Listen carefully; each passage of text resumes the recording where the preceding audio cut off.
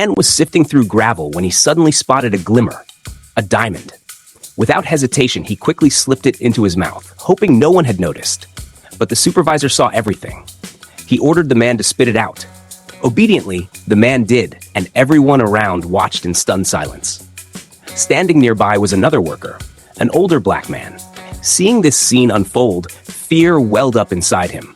But just moments later, he too spotted something strange in his bamboo basket. He rubbed the dirt off and was stunned to find not just any stone, but a rare pink diamond. From the size and color, he knew it had to be worth millions, maybe even hundreds of millions. His heart pounded. If he could keep this diamond hidden, his family would never have to worry about money for generations. Just as he was hesitating, a nearby water pump suddenly burst open. He seized the opportunity. While everyone was distracted, he slipped the pink diamond between his toes. Then, he casually told the supervisor he needed to use the bathroom. His odd behavior didn't raise any suspicion. Clenching his toes tightly, he walked into the jungle. Once alone, he pretended to squat down. Looking around and seeing no one, he gently retrieved the diamond from his foot, his eyes gleaming with excitement. He knew this was his way out of a life of poverty. He tore off a strip of cloth from his pants and carefully wrapped the diamond. Just as he began digging a hole to bury it, a cold gun barrel pressed against the back of his head. Another supervisor had followed him. The man froze. He was caught. The supervisor demanded the diamond. Just as he was about to hand it over, a massive explosion erupted nearby. A local militia had ambushed the camp. Amidst the chaos, the supervisor was badly wounded, and the man fled. He quickly dug another hole under a dead tree and buried the diamond there. But almost immediately, a group of soldiers surrounded him and took him to prison. On the way, he kept glancing back, hoping he could someday return to retrieve the pink diamond. In prison, the man stood silently behind bars. He never expected that the supervisor who caught him had survived and identified him. He even put a bounty on the diamond, urging everyone to search the man. Panicked, the man stripped off all his clothes to prove he had nothing on him. His boldness shocked the crowd, and they began to believe him. But one man, a white prisoner named Lee, wasn't convinced. He stared intently as if he could see the man's secret. "Where's the diamond? Do you see a diamond, huh?" Lee pressed. Despite all suspicions, everyone else was convinced of the man's innocence. Days later, Lee was released, but he returned almost immediately with a lawyer and posted bail for the black man as well. The man had no time to wonder who had rescued him. He rushed back to the refugee camp to find his family, but no matter how many names he checked, he couldn't find his wife or daughter.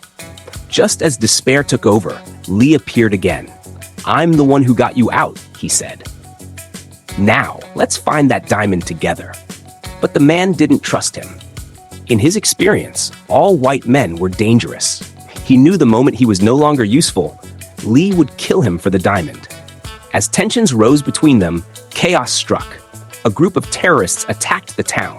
Lee, a former mercenary, grabbed the man and fled under a hail of bullets. Both the rebels and government soldiers were shooting indiscriminately, killing countless civilians. But Lee protected the man with his life, earning a sliver of trust.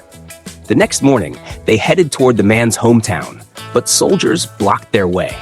Fortunately, Lee contacted an old journalist friend who arranged for a helicopter. When they finally reached the refugee camp, they were stunned. Millions were displaced. Amidst the sea of suffering faces, the man found his wife. But joy quickly turned to heartbreak. Their young son had been kidnapped by the rebels. The man couldn't stand the thought of his son becoming a child soldier. He decided to go back into the war zone.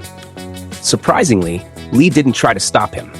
He knew that pink diamond was hidden somewhere in the conflict zone. They set out on the journey. Halfway there, they were attacked and fled into the forest on foot.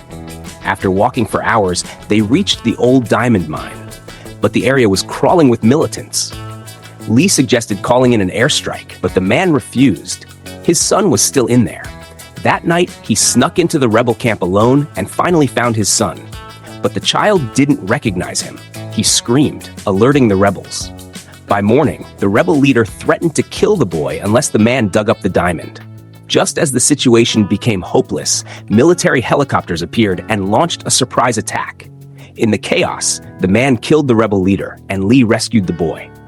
Once safe, they all returned to the buried spot. The man dug frantically. Just as the pink diamond came into view, the rebels launched another attack. Lee jumped into the fray, buying them time with his last strength. During the fight, Lee was gravely wounded. They escaped, but Lee had secretly taken the diamond. Soon, his strength failed him. The man tried to carry him, but Lee insisted he be left behind. He knew he was dying. Smiling bitterly, he handed the pink diamond back.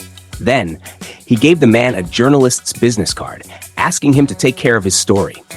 After the man and his son escaped, Lee used his satellite phone to contact the journalist. He told her everything, and then passed away in the African wilderness. Later, in London, the man met with the journalist. Together, they made a plan. Using the pink diamond as bait, they lured the diamond company into a trade.